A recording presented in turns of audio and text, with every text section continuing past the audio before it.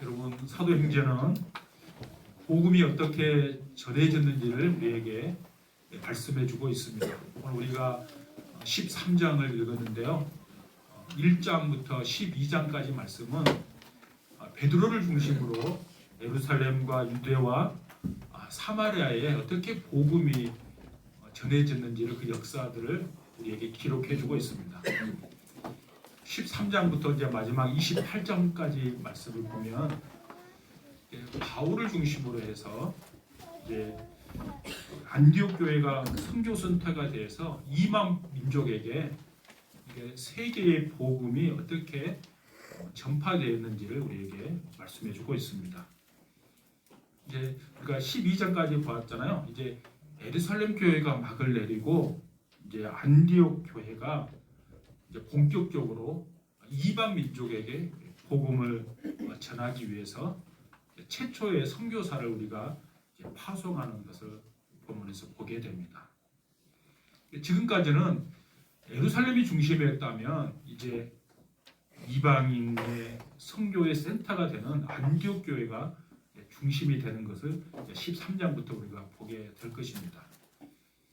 안디옥 교회 중심이 되는 그 리더들, 그 5명의 이름이 오늘 1절에 나와 있습니다.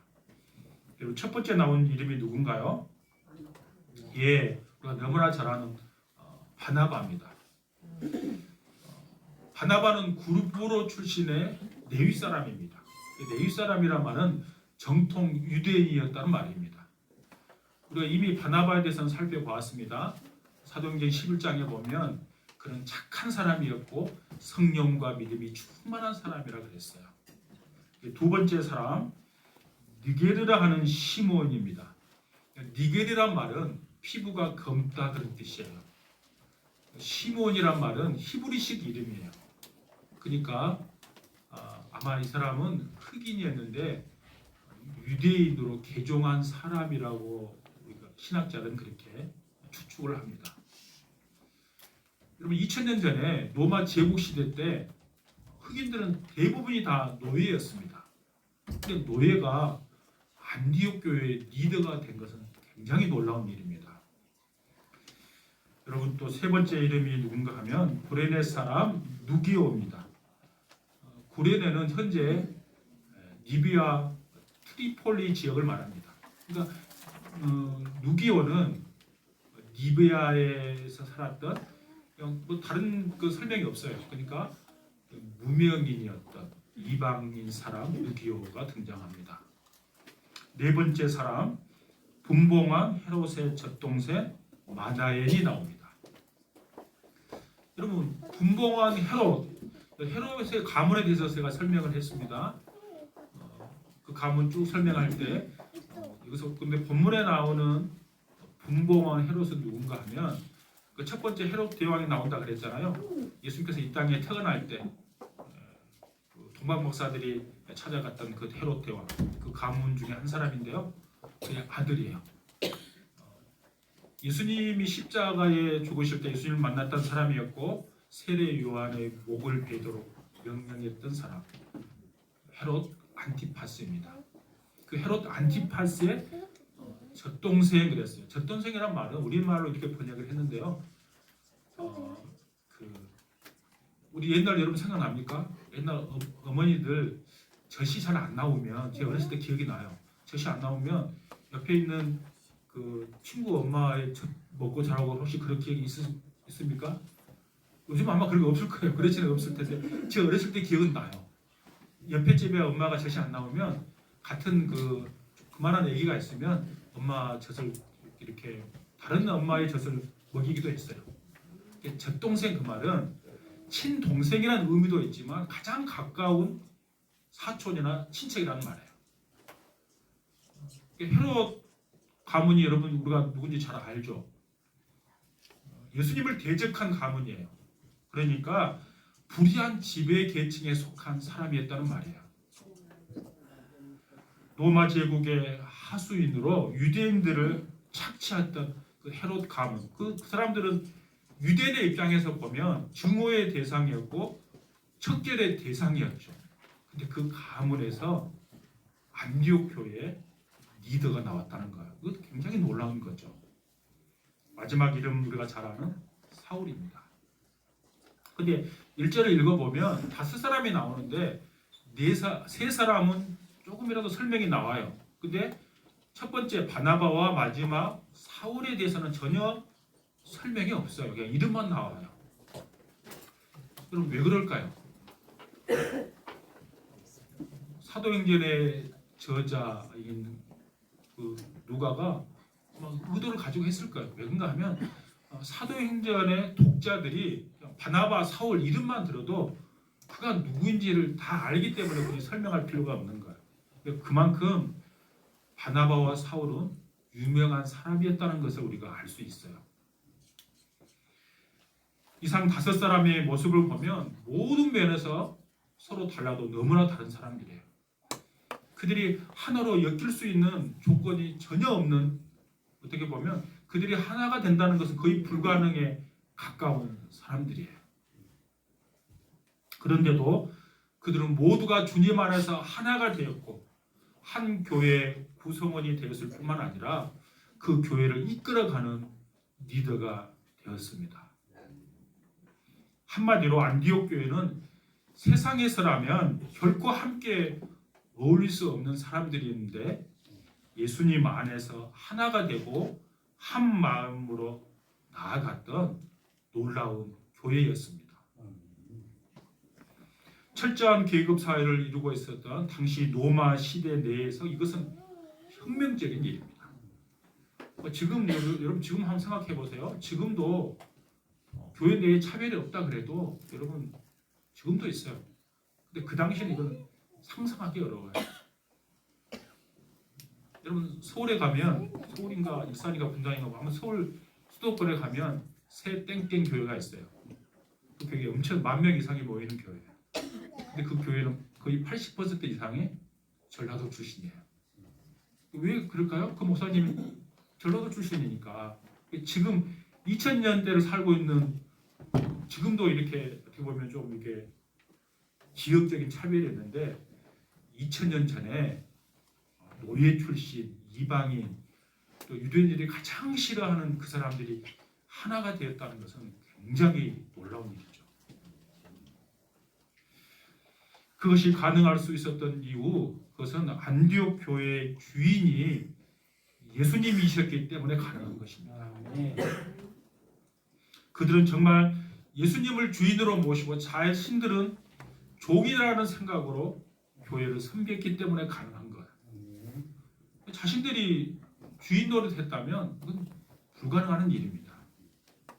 그럼 예수님은 교회의 머리 되신다 그랬어요. 교회의 머리 된다는 말은 교회의 주인이라는 말이에요. 거기에 속한 모든 교회 지체들은 예수님의 종이에요. 내가 어떤 직분을 가지고 있든, 내가 목사든 장로든 뭐 권사든 상관없어요. 어떤 직분을 가지고 있든, 어떠한 내가 사역을 받고 있든, 그 교회에 속한 모든 사람들은 주님의 종이에요. 그 인식이 틀어질 때 교회는 어려움을 겪게 돼요. 내가 주인 인식을 가져야 하지만 주인 행세해서는 안 된다는 거예요.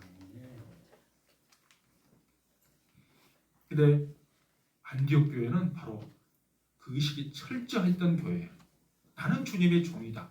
그가 아무리 높은 사람 위치에 있다 할지라도 그거 생각을 가지 않은 거예요. 나는 주님의 종이고 우리 교회의 주인은 주님이라는 사실을 가지고 있었어요. 여러분 예수님께서 요한복음 17장에 보시면 최후의 만찬을 하시죠. 최후의 만찬을 하실 때 그 만찬을 하고 십자가를 지시기 얼마 전입니다. 제자들에게 최후의 만찬을 베푸고 나서 하나님 앞에 중보 기도를 올려드려요. 그 중보 기도의 내용이 요한복음 17장 11절이에요. 예수님이 이렇게 기도하십니다. 거룩하신 아버지여, 내게 주신 아버지의 이름으로 그들을 보존하사 우리와 같이 그들도 하나가 되게 하옵소서 그랬습니다. 예수님은 제자들이 정말 하나가 되기를 원하셨고 또 그 제자들을 통해서 예수 믿는 사람들이 하나가 되기를 기도하셨어요. 마치 하나님 아버지와 아들 예수님이 하나인 것처럼 그들이 하나 되기를 원하셨어요. 그런 기도가 그 제자들에게 이루어졌고 이질적인 이방인들로 구성된 안디옥 교회에서 놀랍게 그것이 이루어진 것입니다. 여러분 생각해 보십시오. 그들은 사회적 배경이 달랐습니다. 삶의 방식도 달랐습니다. 교육 수준도 달랐습니다. 그건 다 달랐어요. 그들 간의 문화적, 사회적, 교육적, 사상적 아마 차이가 있었을 거예요. 그런 갈등이 분명히 그들에게 있었어요. 서로 답답한 일들이 얼마나 많이 발생했겠습니까? 그러나 그들은 그들 안에 있는 다른 점을 다 극복하고 하나된 교회를 이루어갔습니다. 자신들을 차별 없이 구원해 주신 그 주인 되신 예수님을 내 주인으로 모시고 있었기 때문에 나는 종이라는 인식을 가지고 있었기 때문에 하나됨을 이룰 수 있었습니다. 여러분 우리가 열심히 교회를 위하여 섬기고 봉사하는 거 그거 중요합니다. 근데 여러분 생각해 보세요. 교회를 위해서 열심히 헌신하고 봉사하는데 서로 갈등하고 다툰다고 한번 생각해 보세요. 물론 사람끼리 사역을 하다 보면 서로 다툰 일도 발생할 수 있겠죠. 근데 금방 다시 화해해야 되는 거예요. 근데 그 늘 갈등한 상태로 저 사람과 나는 대화하지 않는 상태로 교회 공동체 구성원이 있다면 그래서 결코 하나님이 원하시는 거 아니에요. 하나님은 우리의 사역에 초점을 맞추는 것이 아니라 우리가 서로 사랑하고 하나 되는데 하나님은 언제나 관심이 있어요. 사역은 그 다음이에요. 이 사람과 내가 같이 일하는데 갈등이 생긴다 그러면 차라리 일 안 하는 게 더 나아요. 사랑하도록 힘써야 되는 거예요. 하나 되도록 힘써야 하는 거예요. 그럼 저번 주에 우리 앞에 있는 우리 박연아 선생님 지금 여기 꽃을 다 이거 심어놨어요. 점점 뭐또 심어놓고 하는데 저 위에 가서 우리 교회 그 찬양대원들, SD 회원들이 올라가서 제가 보니까 별것도 아니에요. 우리 김장주 집사님이 집에서 올리브나무 하나 갖고 온 것 같아요. 그래가지고 그거 가지고 내가 어떻게 해야 되나 아마 그 이야기 한 것 같아요. 제가 이제 들어보니까. 근데 제가 이제 10시 되면 제가 제 방에서 내려오거든요. 일부러 내려와요. 여긴가 하면 우리 교회학교 친구들 누가 왔나 지금 보기도 하고 친구들 좀 이렇게 얼굴도 좀 보려고 제가 내려오거든요. 항시 10시에 내려오는데 한 10시 10분쯤 된 것 같아요. 근데 우리 김은아 집사님, 김소영 집사님, 우리 정명아 집사님 그래서 몇 명 우리 SD 회원들이 그래서 별것도 아닌데 깔깔거리고 굉장히 웃는 거예요. 근데 그 여러분 웃는 모습이 너무 예쁜 거예요. 여러분 우리 40대 우리 집사님들 다 미인들이에요. 제가 볼 때는 다른 게 네, 그건 정말이에요. 여러분 미인들인데 웃으면 얼마나 더 예쁠까요? 근데 아무것도 아닌 것 같고 깔깔거리는 소리가 들으니까 내가 너무 기분이 그날 좋은 거예요. 여러분 생각해 보세요. 만약에 명절 때 자녀들이 왔어요. 자녀들이 왔는데 엄마 아빠한테 용돈 100만 원, 200만 원 주고 자기들끼리 싸운다 생각해 보세요. 돈 하나도 안 주고 그냥 자기들끼리 아무것도 아닌 것 같고 서로 깔깔거리고 웃는 게 그게 훨씬 부모 입장에서 좋은 거죠. 그게 기쁜 거예요. 그 마음이 든 거예요. 그래서 제가 제 방으로 올라가면서 우리 정충기 장로님한테 이야기한 거예요. 너무 하나 되는 모습, 그 모습 너무 내가 마음에 든다고. 그러니까 장로님도 그걸 똑같이 보신 거예요. 그렇다고 하는 거예요. 교회는 그런 거예요. 교회는 다른 것을 하는 것이 아니라 예수 그리스도 안에서 서로 사랑하고 하나됨을 이루어가는 것이 교회인 것이죠. 안디옥 교회가 바로 그걸 했다는 거예요. 그렇게 하나됨을 이룬 안디옥 교회, 그 안디옥 교회를 통해서 성령의 하나님께서는 최초의 선교사를 파송하십니다. 그 말씀이 2절이에요. 2절은 같이 읽을까요? 시작. 주를 섬겨 금식할 때 성령이 이르시되 내가 불러 시키는 일을 위하여 바나바와 사울을 따로 세우라 하시니. 아멘. 하나님께서 가장 핵심 지도자인 바나바와 사울을 따로 세우라고 말씀하고 있습니다. 지금으로 말하면 교회 담임 목사하고 부목사님이에요. 그 부목사, 그러니까 담임 목사님하고 부목사 핵심이잖아요. 그걸 따로 세워서 파송을 하는 거예요. 지금 안디옥 교회는 1년밖에 되지 않는 어린아이와 같은 교회예요. 예루살렘 교회에서 여러분 바나바를 파송했잖아요. 그 파송한 교회. 그러니까 이제 어떻게 보면 담임 목사를 그냥 파송할 수 있는 그런 위치가 아닌 것이죠. 근데 성령의 하나님께서는 그 담임 목사를 선교사로 파송을 하는 거예요. 여러분 우리가 바나바를 너무나 잘 압니다. 바나바는 성령과 믿음이 충만한 사람이었고 바나바라는 이름 자체가 위로자 그런 뜻이에요. 그는 위로자였고 성도들 잘 섬기는 착한 리더였어요. 근데 그런 사람 그 교회를 놔두고 파송하기가 쉽지 않겠죠. 근데 그걸 파송을 하는 거예요. 그 무슨 말이에요? 이 말은 무슨 말인가 하면 이것은 교회가 어떤 특성한 한 사람에 의해서 움직이지 않는다는 것을 우리에게 보여주는 거예요. 이게 바나바가 아무리 훌륭한 사람이라 할지라도 그 바나바에 의해서 교회가 움직이지 않다는 것을 보여주는 거예요. 여러분 2절 보십시오. 2절을 보면 주를 섬겨 그랬어요. 이 섬기다 그 말이 원어에서는 봉사하다 뜻도 있지만 예배한다는 뜻도 있어요. 근데 이 말은 봉사하다는 뜻보다는 예배한다는 뜻이 훨씬 더 가까워요. 그래서 교회 공동체의 가장 중요한 핵심 가치는 이제 예배하는 거예요. 이들이 함께 모여 주님을 예배하고 금식할 때 이런 일이 일어난 것입니다. 여러분 예배 드린다는 것은 하나님께 집중한다는 거예요. 일주일 동안 세상에 나가서 살면 우리가 하나님을 바라보는 집중력이 떨어져요. 그러니까 일주일에 한 번 모여서 우리가 하나님 앞에 집중하는 거예요. 예배 드리는 그 목적이 그거예요. 금식한다는 것은 외부로부터 들어오는 음식을 끊는다는 거죠. 여러분 우리가 음식을 먹어야 힘을 얻을 수 있어요. 이런 말 여러분 들어봤어요? 밥심으로 일한다는 말 들어봤어요? 밥이 먹어야 돼요. 근데 내 에너지원, 내 에너지를 생산하는 것을 끊는다는 말은 하나님 아버지께 집중한다는 내 결단이에요.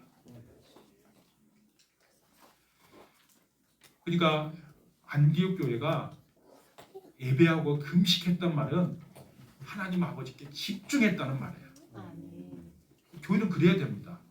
그러니까 교회는 어떻게든 하나님의 뜻을 알아가고 그 뜻을 깨닫게 하기 위해서 하나님 앞에 집중해야 되는 거예요.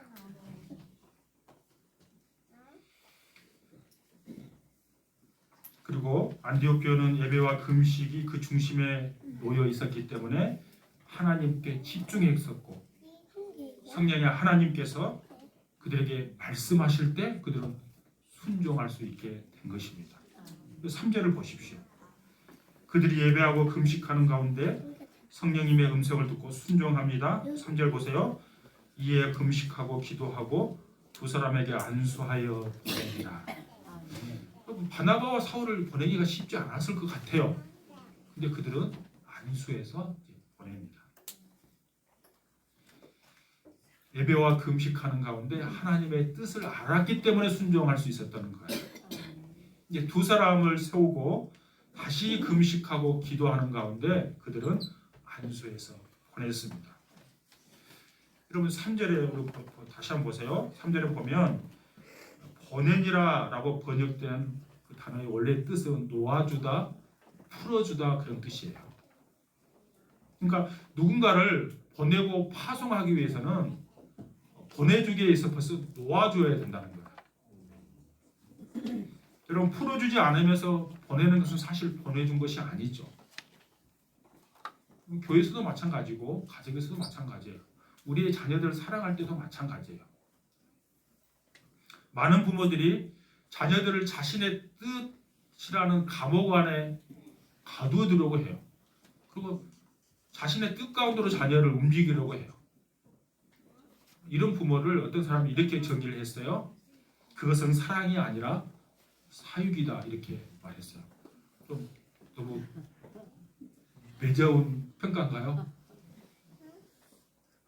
우리 크리스천 부모들은 자녀들을 결코 사육하는 자가 아니라 정말로 사랑해야 합니다. 그것은 부모가 자기 편견의 감옥에서 자녀들을 풀어주고 놓아주는 것으로부터 시작하는 거예요. 내가 원하는 자녀로 만드는 것이 아니라 하나님이 원하는 자녀로 성장해 갈 수 있도록 부모는 도와주는 역할을 하는 거예요. 내 목적을 이루는 수단으로 자녀를 양육해서는 안 된다는 거예요. 안디옥 교회 교인들은 바나바와 사울이 너무나 훌륭한 리더들이었기 때문에 자신들이 보내주기 싫었을 거예요. 근데 그들은 어떻게 해요? 성령께서 이 두 사람을 내가 원하는 일을 위해 따로 세우라 그랬을 때 성령님의 말씀에 순종해서 자신의 편견의 감옥이라는 곳에서 바나바와 사울을 놓아주고 풀어주었어요. 그게 파송이에요. 여기 안디옥 교회 교인들에게 사랑이 구체적으로 무엇인가를 우리가 알 수 있어요. 여러분 생각해 보세요. 정통 유대파 바나바, 흑인 노예 출신 기브온, 이방이 무기오, 그리고 마나에는 어떻게 보면 매국노라고 할 수 있죠. 헤롯 가문이었기 때문에 매국노 출신 마나에, 그리고 교회를 잔멸하라고 했던 사도 바울. 이들이 사랑하지 않고서는 결코 하나됨을 이루지 못했을 거예요. 그들이 어떻게 사랑할 수 있었는가요? 내 생각, 내 편견으로 상대편을 가두려고 하는 거 아니라 그들 있는 그대로 도와주는 거죠. 놓아줬다 그 말은 상대편을 있는 그대로 인정해 주는 거예요. 여러분 제가 다음 주 토요일 날 제가 주례를 하거든요. 주례하는데 제가 원고를 작성하고 있어요. 그 중에 이거 있어요. 두 사람 서로가 사랑하면 내 틀 안에 상대편을 어떠한 경우로도 가두지 마십시오. 그 원고 안에 들어있어요. 내 틀 안에 가두려면 가두어지지도 않고 갈등의 시작이 거기서 시작돼요. 사랑은 놓아주는 거예요. 여러분 놓아주고 있습니까? 우리 부부들 한번 보세요. 내가 지금 내 아내와 남편을 내 틀 안에 지금도 가두고 있는지 아니면 놓아주고 있는지를 한번 생각해 보세요. 너무 풀어주고 있답니다. 우리 아수임사님.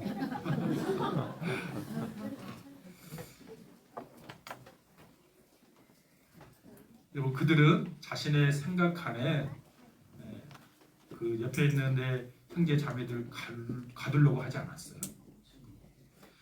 안디옥 교회 성도들은 자기의 편견, 자신의 뜻, 자신의 생각의 감옥으로부터 서로를 풀어줌으로 진정으로 하나 되는 교회를 이룰 수가 있었습니다. 사랑하는 동역자 바나바와 사울을 풀어줌으로 그들이 세상, 그러니까 이방인을 향해서 나아가서 생명의 복음을 전할 수 있도록 그들을 놓아준 것입니다. 가두고 있었다면 여러분 복음이 세상을 향해서 갈 수가 없는 거죠. 제 아내 모교회가 지금 시골 순천인데 황제면인데요. 제 아내가 결혼할 때 그 목사님이 주례를 했어요. 지금 한 40년 가까이, 제가 알고 37년, 38년 지금 목회하고 올해 은퇴해요. 올 12월에. 올해 75세거든요. 75세 올해 은퇴하는데 제가 가니까 이제 저한테 늘 갈 때마다 제가 매 명절 때마다 가서 인사를 하러 가요. 할 때마다 늘 빠지지 않는 말이 있어요. 박 목사, 내가 이 교회 딱 3개월만 사역하고 누가 그때는 교육분도사 시골이니까 누가 안 가려고 그러니까 당신이 가서 빈대 가서 좀 하시오. 이렇게 3개월만, 그때 신학교 다닐 때였대요. 신학교 다닐 때 3개월만 설교를 갔다가 불과 얼마 전에 내가 30년이 됐다고, 지금은 37년이 됐다고. 근데 무슨 말씀 드리려고 하는가 하면 제 아내한테 책임이 엄청나게 커요. 그때 중학생이 했는데요. 목사님이 순천에 승동교 무슨 동교회인데 그 교회 한 300명 모인 교회에서 청빙이 들어왔어요. 그럼 어떻게 해야 돼요? 바나바와 사울처럼 풀어줘야 되는데 제 아내를 비롯해서 교회학교, 중학교 학생들이 우리 목사님 절대 가면 안 된다고 금식 기도를 한 거야. 목사님 너무 좋으니까. 그러니까 1년만 남는 것이 38년 남았다고 지금 이야기하는 거죠. 여러분 사랑하면 풀어주셔야 돼요. 목사님은 후회가 없다고 말씀하시는데 그래서 38년 목회 잘하고 지금 이제 은퇴합니다. 여러분 이렇게 파송을 받아서 바나바와 사울이 길을 떠납니다. 4절을 보십시오. 4절 제가 읽습니다. 두 사람이 성령의 보내심을 받아 실루기아에 내려가 거기서 배 타고 구브로로 가서 그랬습니다. 그럼 파송을 누가 합니까? 3절에 보니까 안디옥 교회가 안수해서 보냈다고 그랬어요. 그것은 파송했다는 의미도 있지만 사실은 아까 뭐라 그랬어요? 놓아주고 풀어주었다는 거예요. 4절 보십시오. 성령의 보내심을 받아 그렇게 되어 있어요. 그러니까 파송하신 분은 성령 하나님이라는 거예요. 선교사 파송은 교회가 하는 것이 아닙니다. 성령 하나님께서 하시는 거예요. 그럼 교회가 하는 역할은 무엇일까요?